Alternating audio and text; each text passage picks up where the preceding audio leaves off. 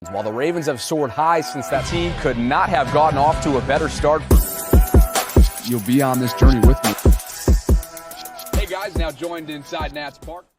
When Steve Smith Sr. talks wide receivers, I tend to listen, and that is exactly what he did recently on newest Ravens rookie, Devontae Walker. So we're going to get into that and much more coming up in this episode, which is presented by my friends at Primary Residential Mortgage. And with that, I'm glad you're here. I'm Bobby Trosset. And as always, this is where I bring you Baltimore sports and beyond. Welcome inside the channel. Sarah and I were privileged to sit down one-on-one with Steve Smith Sr., former Raven, on Radio Row at the Super Bowl a couple months ago in February. And we just were, we're so lucky to have his insight at our disposal. And I don't know what he wants to do in terms of like the next steps in his post-football career. Obviously, he's been an analyst for a handful of years now at NFL Network, and he's got his side gig on with his YouTube channel breaking down these prospects. But God, I mean, if I'm an NFL team, and maybe he gets calls all the time for all I know, but if I'm an NFL team, I'm picking up the phone and being like, Steve, we would love to have you as an evaluator, as a, whatever, like just come join us, because he just has such an understanding and such a way of, especially from a presenting way, he's got such a way of explaining these high complex football terms when it comes to dissecting these prospects in layman's terms, so that we can all understand it. And we have a good sense for, in this case, what Devontae Walker, the North Carolina product, is all about. The Ravens used a 4th-round pick on him on day 3, and we'll react to this on the other side. Here is Steve Smith Sr. The gate on the stop routes. What he runs well, what he does, deep overs, ends, go route, post, glance. He needs to stop opening up the gate. Because those routes where you need to break down, like the stops, that's where you need to attack the leverage, break down the DB. He's not there yet, but he will get there. You can clearly see all the athleticism that he has. He needs to get stronger at the finish, which that will go into filling in his body when he gets in a real, not saying he is not in a real weight room, but when all you do instead of going to class, you're working out. Right. You're getting strength. You're working on your hamstrings, your curls, your backs, your traps, your pecs, triceps, biceps, all of those things, those little small muscles to help you extend and create a lot of force off the release. His hands are pretty good. He can ball. Sometimes he short steps on the out routes, but his ceiling is very high because he doesn't have a lot of tread on the tire. And I just believe moving forward, once he gets with a coach that locks him in, that now he's living, breathing football constantly, harping on his game, going into details, looking at the finite little small things about his feet. Where's your right foot when you come down? Where's your left foot? Are you not being too high, not being too low, not overselling, not underselling? When he gets that, I would say next off season, you'll see dramatic change once he gets in the building. Sure. And then once he gets in off season, I would say his second year he'll come out, he may end up taking somebody's job. Pause. He may end up taking somebody's job. Because of his speed and his athleticism, and then you add the polishness of a good coach, all of a sudden, a developmental guy will all of a sudden take your job. That's a guy I want coaching my wide receivers. That's a guy I'm going to listen to. Eric DeCosta's alluded to that in the past. He'll call up Steve and try and get his thoughts on prospects. And you see why. The guy knows his stuff. And we're going to get into all that and more and do a deep dive here right after this, because this episode is brought to you by our friends at Primary Residential Mortgage. And are you looking to purchase your dream home or perhaps sell your current one? If that's the case, just know spring has sprung, and so has the real estate market. Now's the perfect time to explore new beginnings and find your dream home. And as we transition into this vibrant season, PRMI is witnessing a surge in activity and several promising trends that could benefit you, whether you're looking to buy or sell property. And right now, for Bobby Baltimore subscribers, we've got an exclusive incentive that I hope you consider taking advantage of. Until July 1st of 2024, primary residential mortgage is going to cover the cost of your appraisal up to $550. You can redeem that by applying through the PRMI Mid-Atlantic website. Just mention my name. There's a direct link in the show notes below to get started today.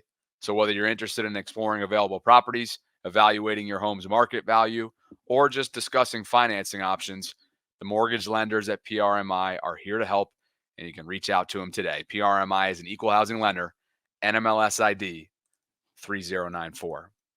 Devontae Walker. So first and foremost, that was a very constructive snippet of what I believe was more than 30 minutes of breakdown analysis that Steve Smith Sr. has available up on his YouTube channel. So would definitely encourage you to go check that out to familiarize yourself with Devontae's game. But there is some polish that Devontae needs to work on, right? Whether it's the finish that Steve speaks of, right? Whether it's the top of the route stuff.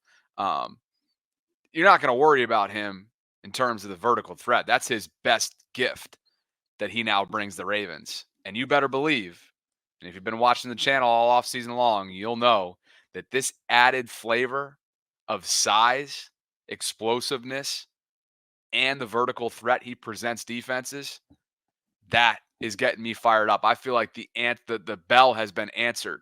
This is what I've been asking for all off season long. Okay. So as Jeff Zrebeck noted, he diversified. The diversification to the wide receiver room is something that we should all be excited about. Okay. He's 6'1" and change. We'll look at that more specifically in a minute in next gen stats. 6'1", 193, but he also runs a 4.3, 640. Guy's a freak. Athleticism's through the roof. Baltimore's first round pick, who they took out of Clemson with the 30th overall selection on opening night, Nate Wiggins, allowed just one 20-plus yard completion last year for the Tigers, okay? And it was to Devontae. So these two are going to be matching up again in practice every single day. I think they were roommates, I want to say. Or somebody, I can't remember who were roommates during the combine. It might have been other guys, but maybe that was the two corners because they've drafted two corners now. So anyway, there's a lot. I'm taping this between picks right now, so I'm up against the clock here a little bit. But we're going to be doing a full day 3 recap. I'm taping this just before 4 o'clock on day 3. But once the 7th round finishes up, we're going to do a full comprehensive breakdown of not only day 3 but the entire weekend. But look at this. Like Devontae had 10 receptions on 20-plus yard throws in 2023. That was good for 3rd among all wide receivers in the ACC.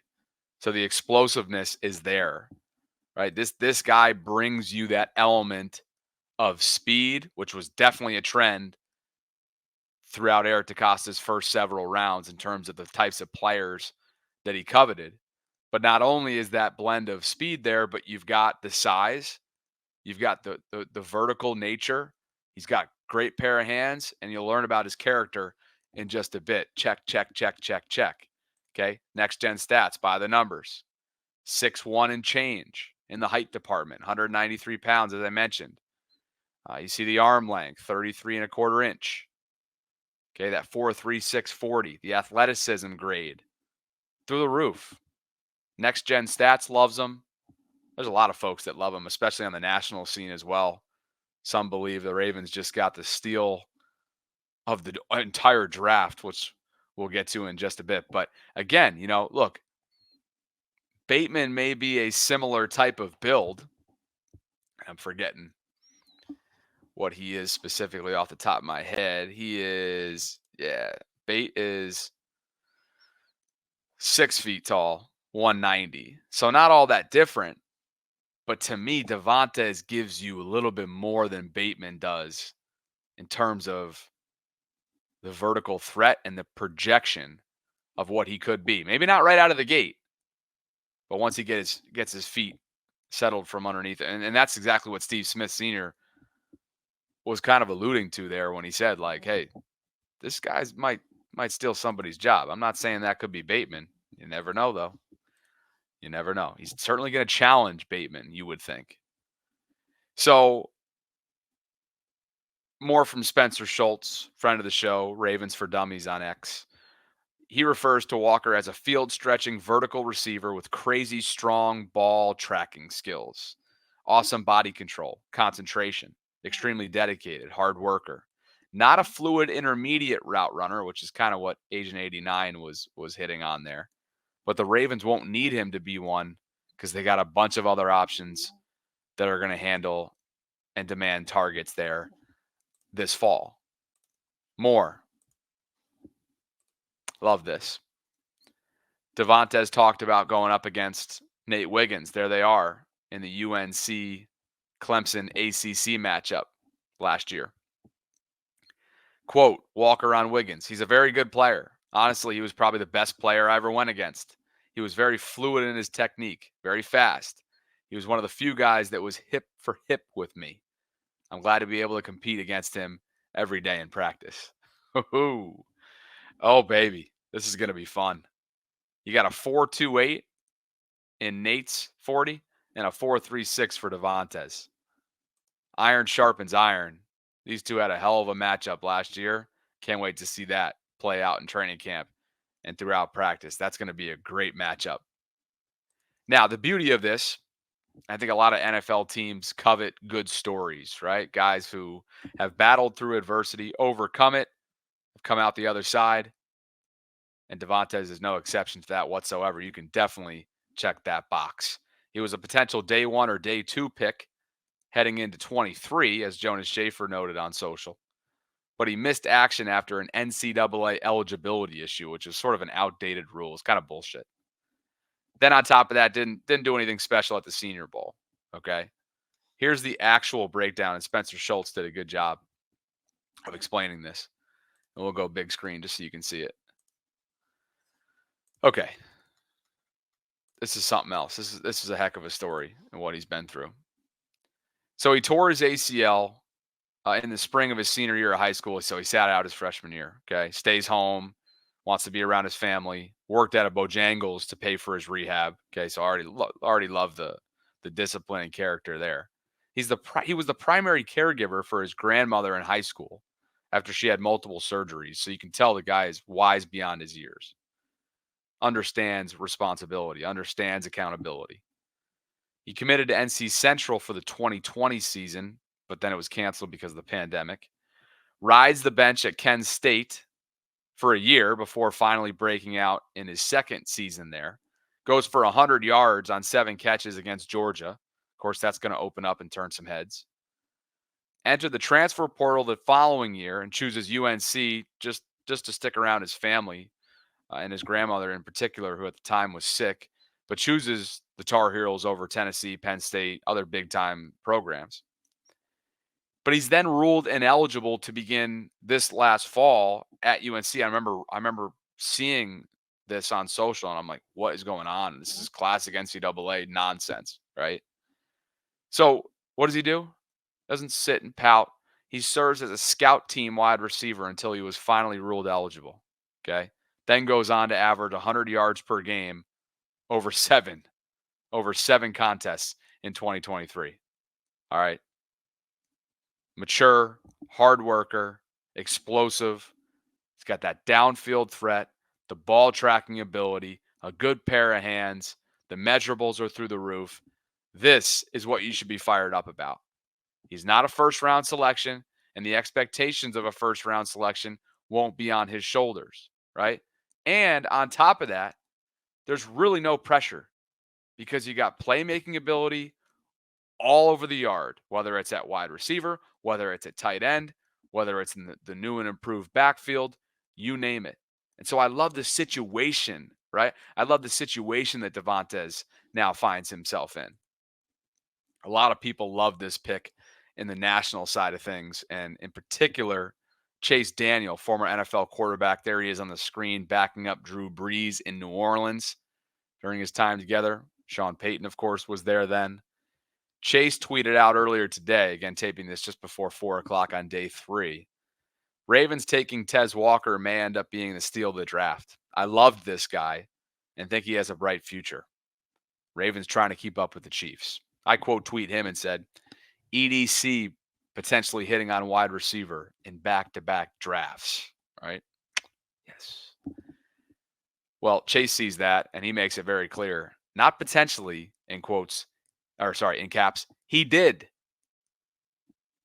He did hit in back-to-back drafts on wide receiver. We all know Zay was a hit, and it sure looks like Chase is confident enough, without even playing a snap yet in the NFL, that Devontae Walker is going to be a hit as well. So take that for what it's worth. But that's a former NFL quarterback. I believe he was over a decade in the league. He understands prospects. He understands NFL wide receivers and how they transition to that level. So there you have it. Shout out Richard Carey and Jeff Comer. Thank you both for believing in what I'm building. This is your monthly shout out. Thanks to your support via Patreon. I appreciate you both. If you guys are interested in doing the same, visit patreon.com/Bobby Trosset. It's a great way to continue to help me support, to support me on the back end, I should say, as we build and as we grind through this 3-day NFL draft frenzy. So anyway, that is your 4th round pick, Devontae Walker, who the Ravens selected on day 3 at wide receiver. They've also selected a corner, of course, in the 1st round. That wasn't the only corner that was selected earlier today. TJ Tampa, okay, out of Iowa State, another corner that's going to join Baltimore secondary. They've perhaps found a plug-and-play day 1 starting right tackle in Roger Rosengarten out of Washington. Okay, they went back to the Penn State well with Adisa Isaac at outside linebacker. And now just a few moments ago, again, a few more picks in the draft with the 6th and 7th rounds on deck. But they did go and get their running back out of Marshall by the name of Rasheen Ali. And this dude had a ton of production at Marshall. So anyway, we are going to go and do a full comprehensive breakdown of day 3 and the entire weekend in live form later on after the draft finishes up. But for now, I wanted to just get this one out there on somebody who look, the football scene, the football world is very excited about what Devontae Walker is about and what he could potentially be fit-wise for the Ravens, as am I. I've been calling for it all off season long. Of course, there's going to be a learning curve and a transition, but I love the fact that adversity has been faced. He's overcome it, and now he's going to have a chance to be an immediate contributor, not necessarily with a ton of pressure, like a first-round pick in Rashad Bateman has had, or a Zay, right? That comes with significant and very unique territory. He's going to have a chance to hit the ground running right from the jump, and I think the Ravens will be better for it. So thank you so much for the support. If you haven't already done so, like this video, subscribe to the Bobby Baltimore YouTube channel, and we'll talk to you soon.